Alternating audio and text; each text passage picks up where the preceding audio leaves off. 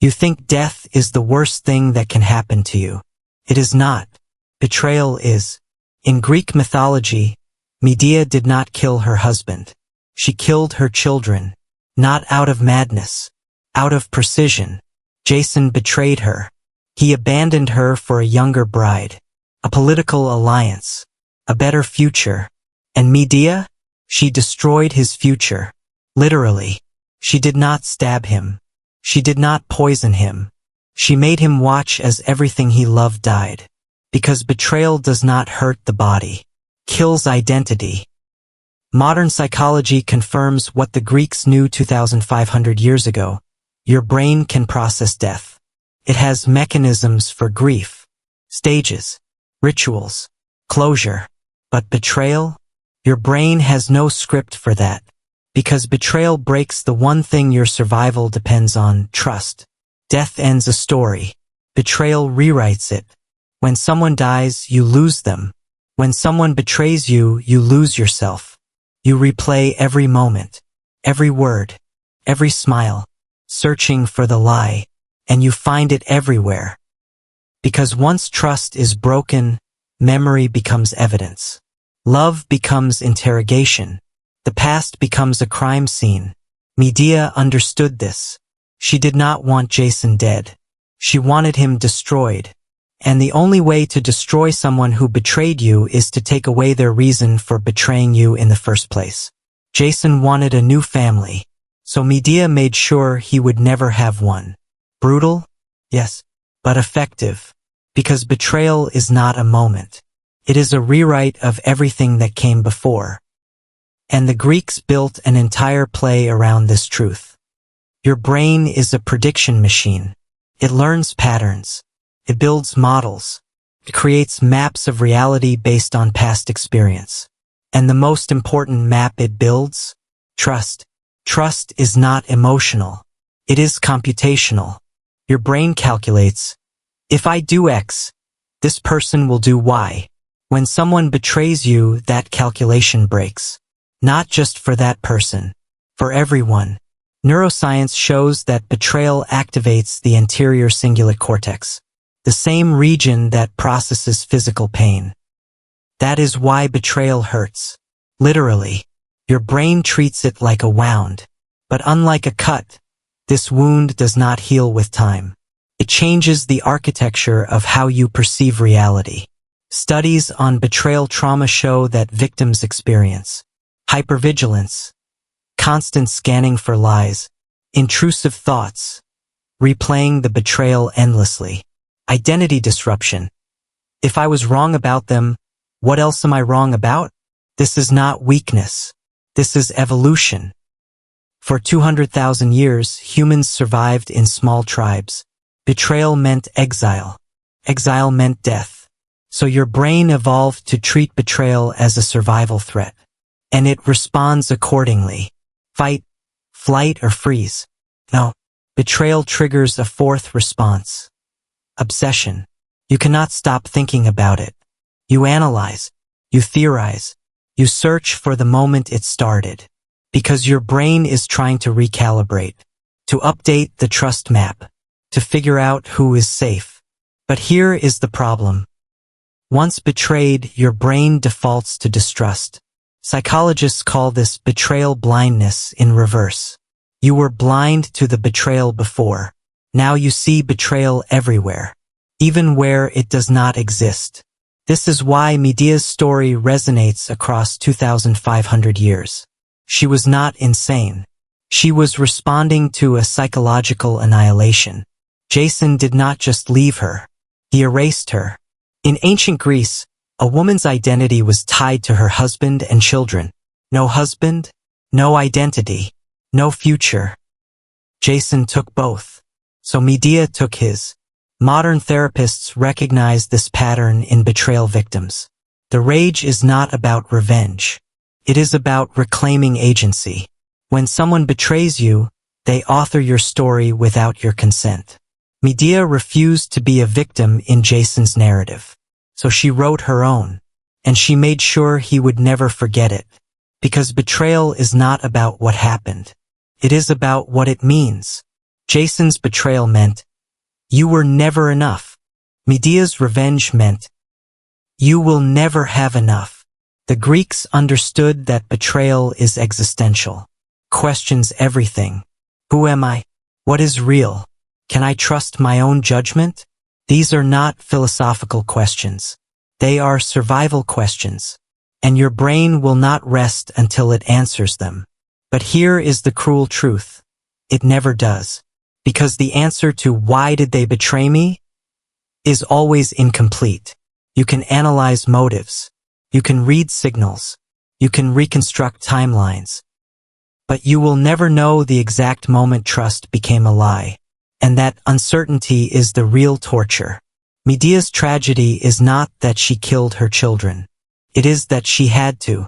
Because in a world where betrayal destroys identity, the only way to rebuild is to destroy what destroyed you. Extreme? Yes. But psychologically accurate. Betrayal does not ask for proportional response. It demands total recalibration. And sometimes the only way to recalibrate is to reset everything to zero. Imagine the moment. Medea stands in Corinth. A foreign woman. A sorceress. A wife. She gave up everything for Jason. Her homeland. Her family. Her father's trust. She killed her own brother to help Jason escape with the golden fleece. She cut him into pieces and threw them into the sea so her father would stop chasing them. That is love. Or obsession. The Greeks did not distinguish. And Jason, he promised her everything. You are my queen, he said. My partner. My equal. For years she believed him. They built a life. They had children. 2 sons. And then Jason met Glossy, the daughter of King Creon. Young. Politically connected. Greek. Jason saw opportunity. Not just a bride. A throne. So he abandoned Medea. Not quietly. Publicly. He came to her and said, this is not about love. This is about survival. Glossy offers me a future. You offer me a past. Medea did not scream. Did not beg. She asked one question. What about our children? Jason's answer is recorded in Euripides' play. They will be taken care of. By me. In my new household. Translation. You are irrelevant. Medea understood. This was not just divorce. This was erasure. Jason was not leaving her. He was replacing her. Her children would call another woman mother. They would inherit another family's name. They would forget her. And Medea? She would become a footnote. The foreign woman Jason used to know. That night, Medea made her decision. Not impulsively. Strategically. She had 3 choices. Option 1. Accept exile. King Creon ordered her to leave Corinth. Alone. No money. No protection. No future. Option 2. Beg Jason to take her back. Humiliate herself. Admit she was wrong. Become a servant in her own story. Option 3. Destroy everything Jason valued. She chose option 3. But not immediately. First, she sent a gift to Glossy. A beautiful robe. Poisoned. Glossy wore it at the wedding. The poison burned through her skin. She died screaming. King Creon tried to save her. He touched the robe. He died too. Jason's new family. Gone. But Medea was not done. Because Jason still had one thing left. His sons. The play shows Medea's internal conflict. She debates. She hesitates. They are innocent, she says. They did not betray me. But then she realizes, innocence is irrelevant. Jason's sons are his legacy, his immortality, his reason for betraying her in the first place. He wanted a dynasty, a future, a name that would outlive him. Medea would make sure he had none of those things. She called her sons to her. The text does not say what she told them, but it says they trusted her, because children always trust their mother. And then she killed them, not in rage, in cold clarity. The chorus begs her to stop. "This is madness," they scream. But Medea corrects them. "This is not madness. This is justice." Because in her mind, Jason did not just betray her. He erased her future. So she erased his. When Jason arrived, he found his new bride dead. His new father-in-law dead. His sons dead. And Medea? She stood above him in a chariot pulled by dragons. Not broken. Not destroyed. Victorious. She looked down at him and said, "You will live, but you will live with nothing. No wife, no heirs, no legacy, only memory." And then she flew away. Jason did not die, but his story did. He became a cautionary tale. The hero who won the golden fleece but lost everything that mattered. And Medea?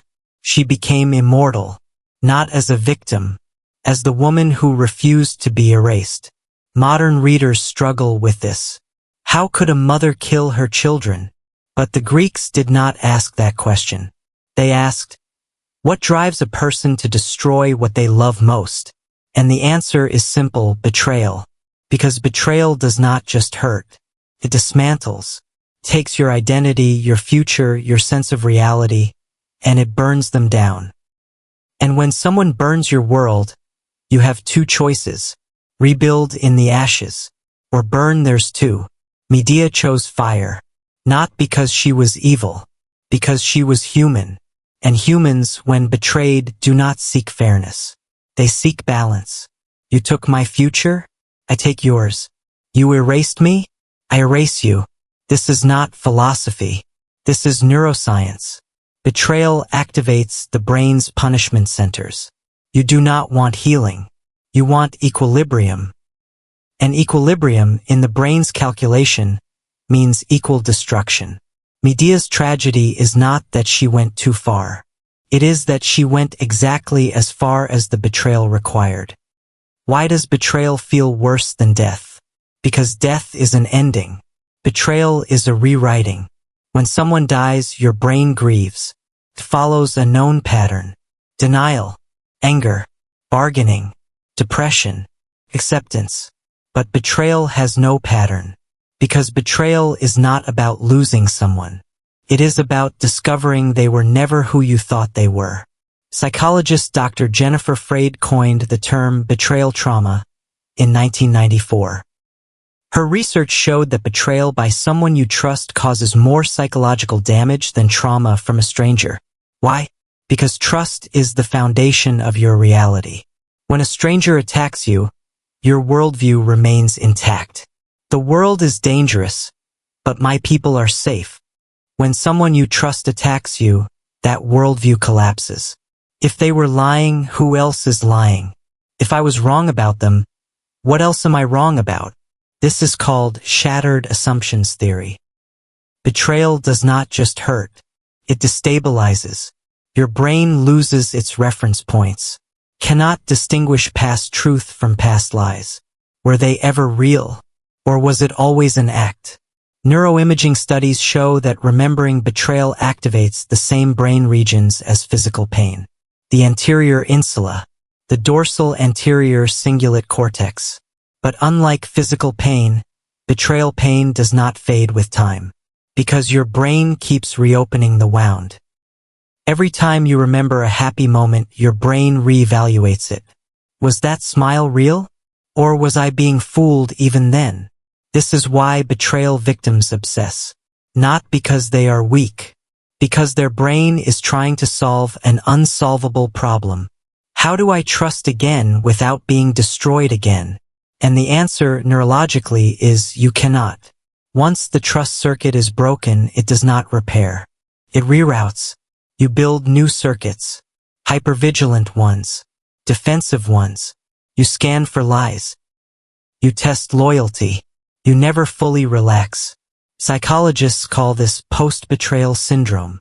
Symptoms include intrusive thoughts about the betrayal, difficulty trusting new relationships, emotional numbness, rage that appears without warning. Sound familiar? This is Medea. She did not kill out of passion. She killed out of post-betrayal calculation. Her brain, shattered by Jason's deception, recalibrated to one goal: ensure he suffers as much as she did. And suffering in betrayal logic is not about pain. It is about loss of future. Jason took her future, so she took his. Modern therapy recognizes this. Betrayal trauma is treated differently than grief, because grief is about loss. Betrayal is about annihilation of self. Therapists use techniques like narrative reconstruction, rewriting your story so you are the author, not the victim. Trust recalibration, learning to trust yourself again before trusting others. Meaning making, finding purpose in the pain. Medea did all three. She rewrote her story. She trusted her own judgment. She found meaning in revenge. Was it healthy? No. Was it human? Absolutely. Because betrayal does not ask for healthy responses. It demands survival responses. And survival, when your identity is destroyed, means rebuilding from scorched earth. The Greeks understood this. They did not judge Medea as a monster. They saw her as a mirror, a reflection of what any human becomes when trust is weaponized against them. Because betrayal is not just about the act. It is about the aftermath, the sleepless nights, the replayed conversations, the endless what-ifs. Death gives you a body to bury. Betrayal gives you a ghost that never leaves. And that ghost whispers the same question forever. Was any of it real? Medea answered that question the only way she could. It does not matter. Because I will make sure you never forget what you lost. So what do we learn from Medea? That betrayal is not a moment. It is a transformation. You do not get over betrayal. You become someone else. The person who trusted, dead. The person who believed, gone. What remains is someone harder, sharper, colder. Not because you chose to be, because survival required it. Medea did not want to kill her children, but she understood something most people refuse to accept. In a world where betrayal is possible, innocence is a weakness. Jason betrayed her because he believed she would accept it, because she loved him, because she had nowhere else to go. He was right about two of those things, but he underestimated the third. What a person does when they have nothing left to lose. Medea's revenge was not about getting Jason back. It was about making sure he could never move forward. Because betrayal is not symmetrical. Jason moved on. New wife, new kingdom, new future. Medea was left with nothing. So she made sure nothing was all he had too. This is the psychology of scorched earth. If I cannot have peace, neither can you. If I cannot have a future, neither can you. If I cannot forget, neither will you. Modern psychologists warn against this mindset. Revenge does not heal, they say, and they are right, but they miss the point. Revenge is not about healing. It is about balance. Your brain does not want closure. It wants equilibrium. You suffered? They must suffer. You lost? They must lose. This is not justice. This is neuroscience. The brain's reward system lights up when betrayers are punished. Studies prove it. Watching someone who hurt you experience consequences activates the ventral striatum, the same region that lights up when you eat chocolate or have sex. Revenge feels good because your brain evolved to enforce social contracts. Betray the tribe? Face consequences. For 200,000 years, this system worked. But in modern society, we call it toxic. We call it unhealthy. We call it moving on. But your brain does not care about modern morality. It cares about ancient survival. And in survival terms, letting betrayal go unpunished is suicide. Because if betrayers face no consequences, betrayal becomes strategy. Medea understood this. She did not kill for revenge. She killed to send a message. Betray me, and I will make you wish you were dead instead. Extreme? Yes. Effective? Absolutely. because after Medea, no one forgot her. Jason became a footnote. Medea became a legend, not because she was a victim, because she refused to stay one. And that refusal, that transformation from betrayed to destroyer, is what makes her story immortal. Because deep down, every person who has been betrayed understands. The rage, the clarity, the cold calculation. We just do not admit it. We say, I would never. We say, that is too far. But Medea asks the question we are afraid to answer. What would you do if someone erased your future? Would you rebuild? Or would you burn theirs first? Betrayal does not end when the betrayer leaves. It ends when you stop asking why. Medea stopped asking. She stopped searching for the moment Jason stopped loving her. She stopped trying to understand his reasons. Because she realized, the why does not matter. What matters is what you do after. Do you let the betrayal define you? Or do you define the betrayal? Medea chose the latter. And history remembers her for it. Not as the woman Jason left. As the woman who made sure Jason never forgot what he lost.